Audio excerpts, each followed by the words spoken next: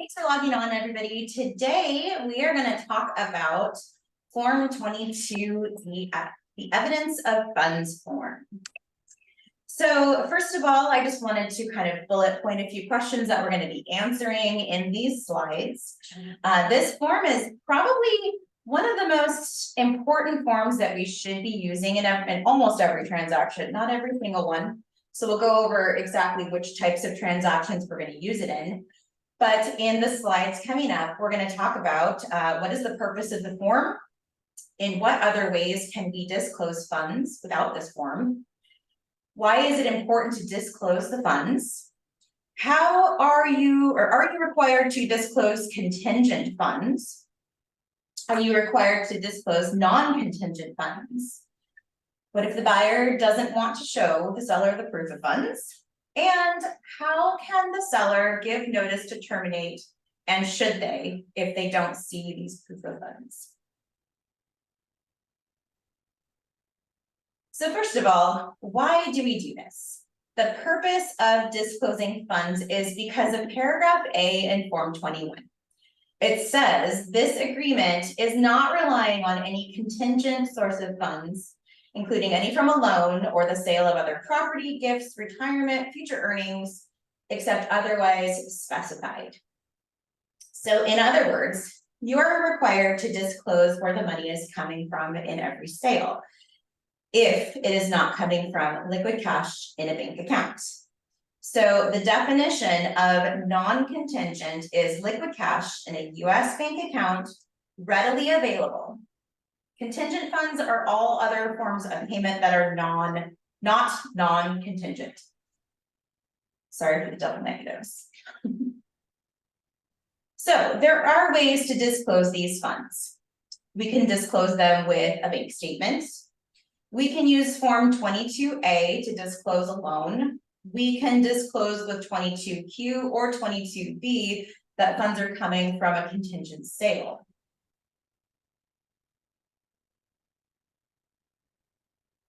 The 22EF is not a contingency.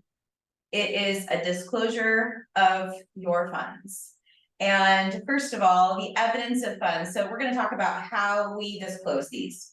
Now, to show evidence of the funds, you need to show that they're coming from a financial institution in Washington, or in the United States, sorry, not Washington, showing that the buyer has the sufficient cash or cash equivalent in US funds. They can't be Canadian, they can't be out of the country. Non-contingent, as I said before, is the readily available funds. And contingent funds means there is some sort of action that needs to happen in order to convert them to liquid cash. So this might be an example of stocks, retirement funds, foreign money, a gift, maybe future earnings, the sale of maybe personal property. So we'll go over what is and is not contingent. So how about cash under the mattress? Maybe some gift funds, 401k cash out, savings account, selling a boat, selling a home with a 22B, getting a loan with a 22A, or a down payment gift.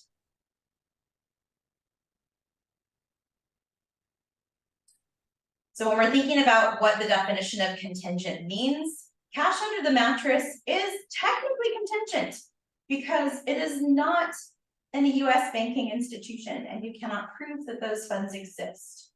There's been a joke that you take a picture of the cash under the mattress and doesn't count for contingent funds.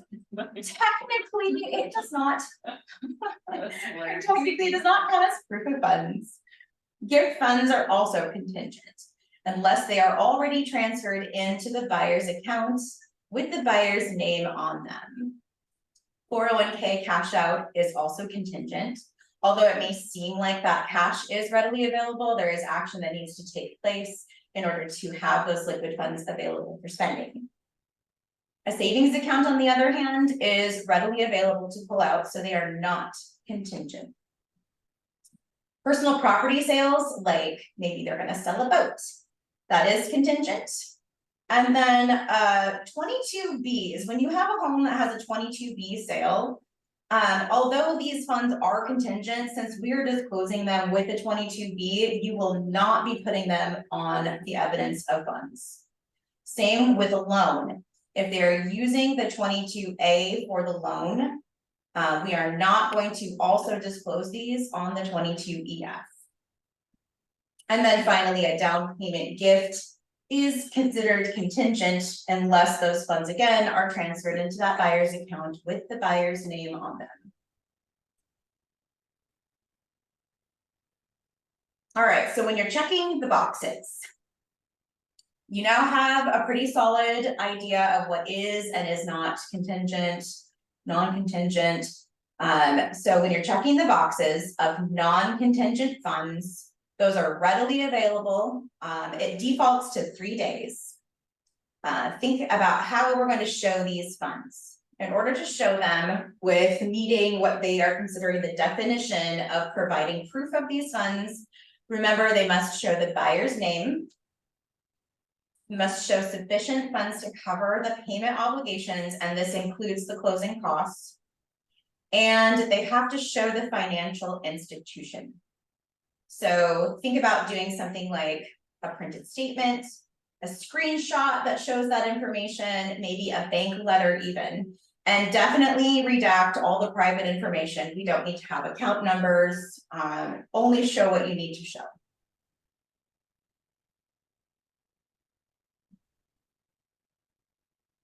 So what if the funds are non-contingent? This form is for proving or for evidence of contingent funds. But if they're non-contingent, does the buyer have to disclose them? It says in the contract that unless they otherwise state that they do have the money to cover this. So do you even need to use this if you have an all cash buyer with the money in their bank account? So technically, your buyer does not have to use the 22EF if they have the cash funds non-contingent. Okay, they may be asked by the seller, however, to provide the proof of funds. It is not unreasonable for a seller to want to know where the money is coming from. Be prepared to show the proof. But the 22EF is not required unless that proof still has to be delivered after mutual acceptance. So if you have a bank statement of the cash and you're putting your offer in, there is no need to use 22EF. If you have a seller who is really hesitant to just provide these bank statements unless they go under contract, the 22EF would be, that's realistic to ask for a 22EF. It's really the only way a seller has any right, like contractually, to go back and ask, although there's nothing against asking later. There's no fair housing violation for asking. They can still ask. The buyer does not have to provide. If they want to make sure, like if they want to ensure they get that proof and they haven't given it to you at mutual acceptance, I would definitely add the form in, because otherwise you're just going to be chasing down getting proof of funds. This is going to obligate them to that first timeline of the 3 days, unless you change it, that they do have to come forward. And the reason we're using the 22EF is because it does give the seller a choice. We'll talk about it later in the form. What if the proof is not offered? So if there's no proof of funds at the time of the offer and you want to ensure the buyer gives this, add the EF, as I was saying, to trigger the buyer to deliver on the date given. It may be that the buyer doesn't have access to the fund or access to the information right away, or they may be apprehensive about just giving out the information. Remember, one of the ways we can accept proof of funds is a letter from the bank. So I've had it in the past where there's quite a bit of cash in the accounts. The buyer doesn't want to necessarily give up that they have maybe $1 million when the purchase price is only $600,000. So after mutual acceptance, The buyer went to the bank, asked for a letter stating that they had adequate funds to cover the payment, and that was enough to satisfy the requirements of what's needed for proof of funds. Delivering funds can be, like I said, a letter from the bank that money's available, bank statements from the institution, buyer's name and balance, or even a screenshot as long as you have the institution's name, the buyer's name, and the balance. Here's an example of what is potentially acceptable. So I redacted the information that was private, but on the left, you'll see a letter that says, you know, to whom it may concern. The buyer does have funds in excess of 600,000 to cover the cost. That would be an acceptable way to provide proof of funds. The screenshot on the right, however, would not. There's no bank institution, there's no name. Clearly they have more than enough money, but unless they have those things that are also required with it, as a seller, I don't think I would accept this as proof of funds. All right, disclosing a loan on the 22EF. How can we ensure that we can offer proof of the funds with the boilerplate timeline? And can we offer proof of funds on a loan 10 days before closing? We're going to move into the next paragraph on with contingent funds. I'm going to go back to that slide in a second. So disclosing contingent funds. Remember, this is the reason for this form. Technically, the central point of this form is to disclose contingent sources of funds that are not disclosed anywhere else in the loan. So examples of this, you can put a loan as contingent sources of funds if you do not have a 22A along with it. Remember, the 22A is in itself a contingency. The EF is a disclosure. The disclosure does not provide any buyer protection, but this loan could be not only a bank loan, but also maybe a loan from a family member that's not a traditional type of loan.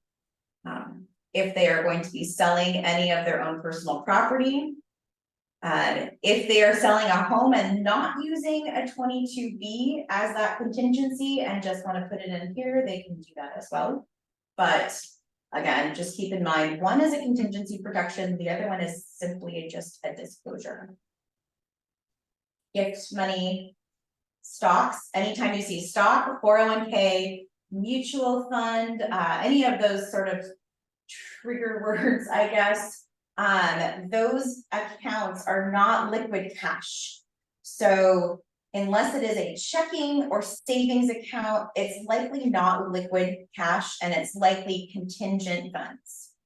Now, our contingent source of funds paragraph actually defaults in one of the only timelines that's backwards from the rest of the contract.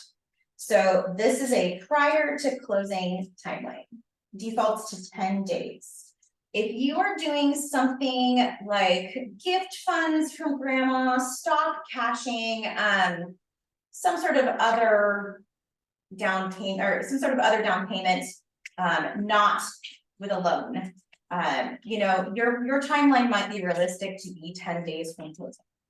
But anytime you have a loan, that's going to require, you know, potentially underwriting and funding, and a loan is not going to fund 10 days before closing.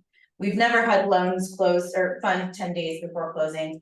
A loan will typically fund the day of closing, maybe the day before, maybe. So if you are checking box number 1 or even box for the down payment assistance program, make sure you're changing your days prior to closing to 0 or 1, because there's no way as a buyer you're going to be able to prove that you have these contingent funds converted to non-contingent funds and available for you to use in your name 10 days before closing. So back to this question then, if we're disclosing a loan on the 22EF, how can we ensure proof of the funds with the boilerplate timeline? And can we really provide proof 10 days before closing? Love this. We definitely cannot. We cannot provide proof of funds 10 days before closing. And like I said, if you're doing something like a standard loan or even a HELOC, please keep in mind that those funds take time and will likely be funded the day of closing. So write 0 if you're going to be putting a loan on the 22 EF.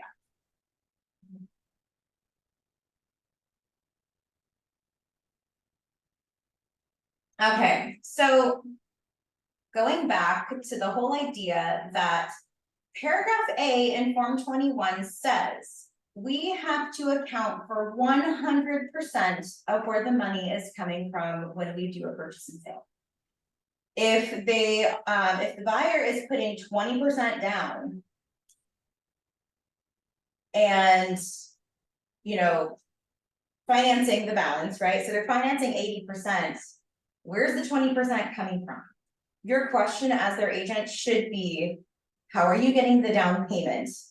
Because when you fill out the 22 EF, you are filling out, to the best of your knowledge, how this money is being paid.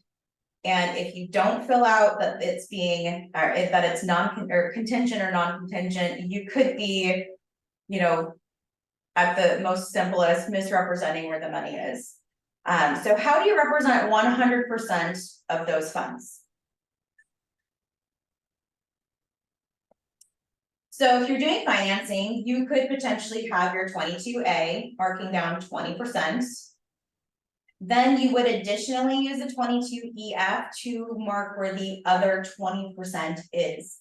We're not going to also write the loan on the 22EF. We are only going to write where that difference is coming from. So if any part of that 20% is a gift, we're going to write whatever part is a gift in the checkbox that says gift. Oh, so right here. Thank you. You're doing, Right here. somebody is not muted. That's okay.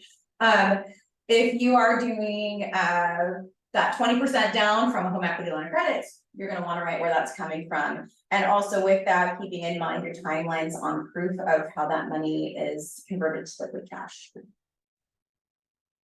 Bottom line is we need to account for 100% of the funds. Okay, so here are some odd situations to think about. All funds relied on for the sale must be disclosed if they are contingent.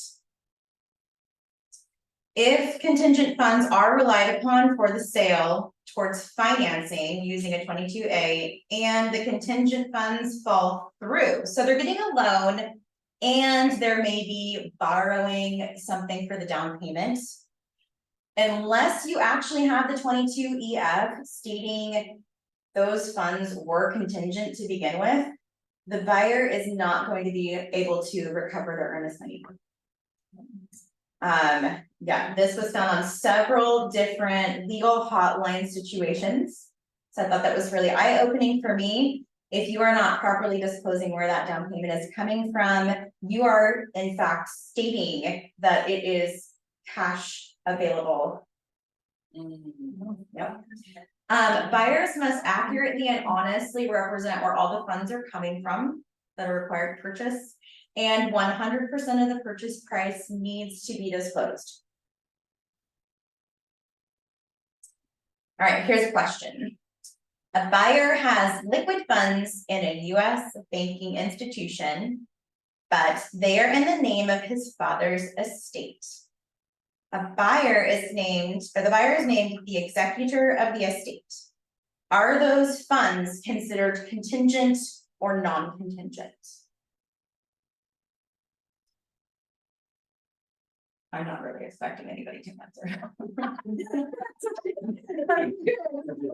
Those funds are contingent.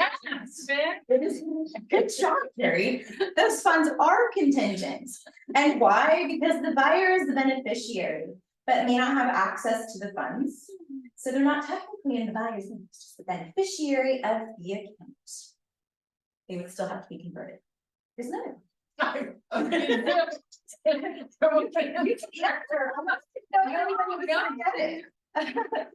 If the 22EF is being used to disclose a loan and the appraiser calls out work orders, What obligation does the seller have to cooperate?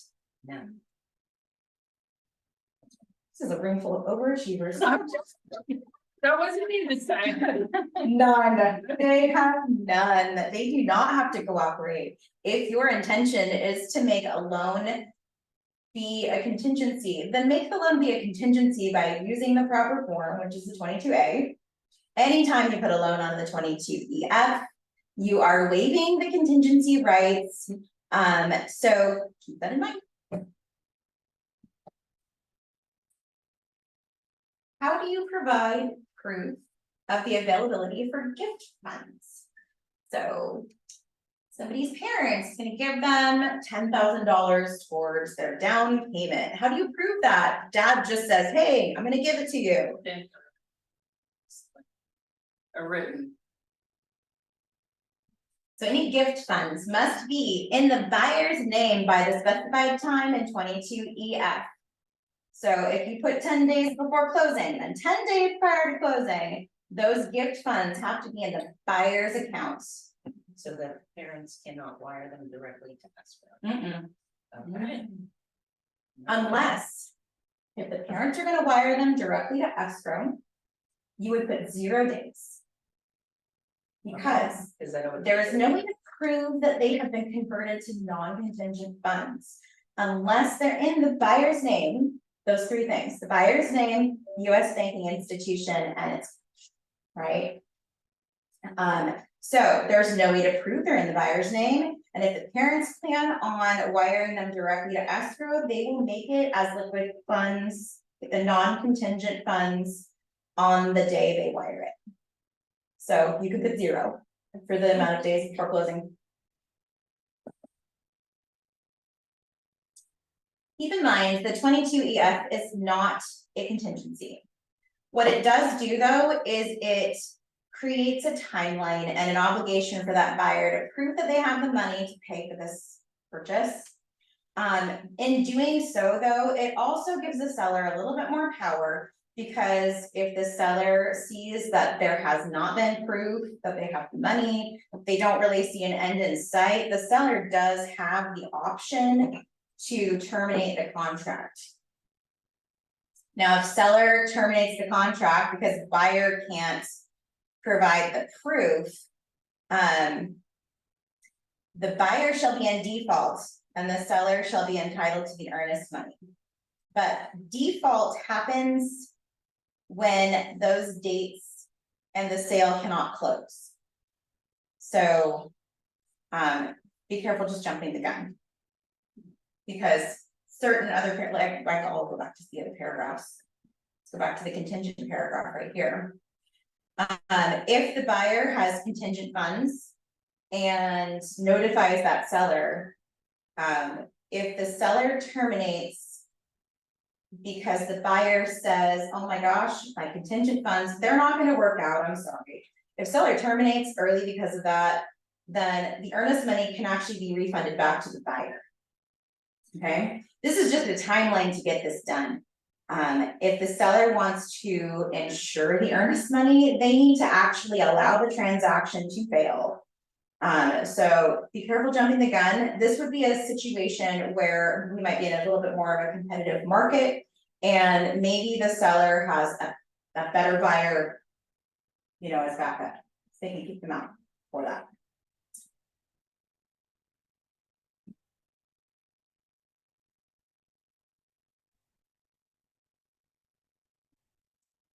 All right, so evidence of non-contingent funds, like I said, that I didn't skip backwards.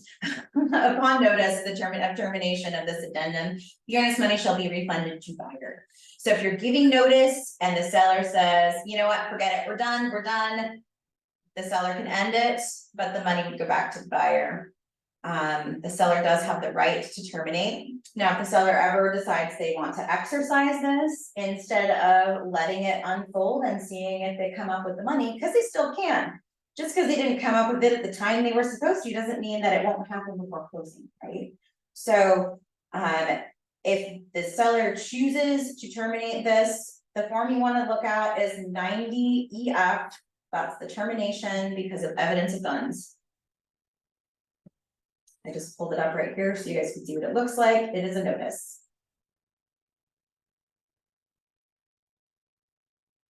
The buyer fails to provide the proof of funds, the seller has the right, if they choose, to terminate the contract and move to a more qualified buyer. Exercising this right does, however, leave the buyer the right to retain their earnest money due to termination being seller's choice. The sale must fail on the closing date due to the funds not being available in order for the seller to receive the earnest money. So be aware how you advise the seller. Whatever situation you're in, that's between you guys to discuss. All right. That's the end. I will leave this open for some discussion and thank you for listening.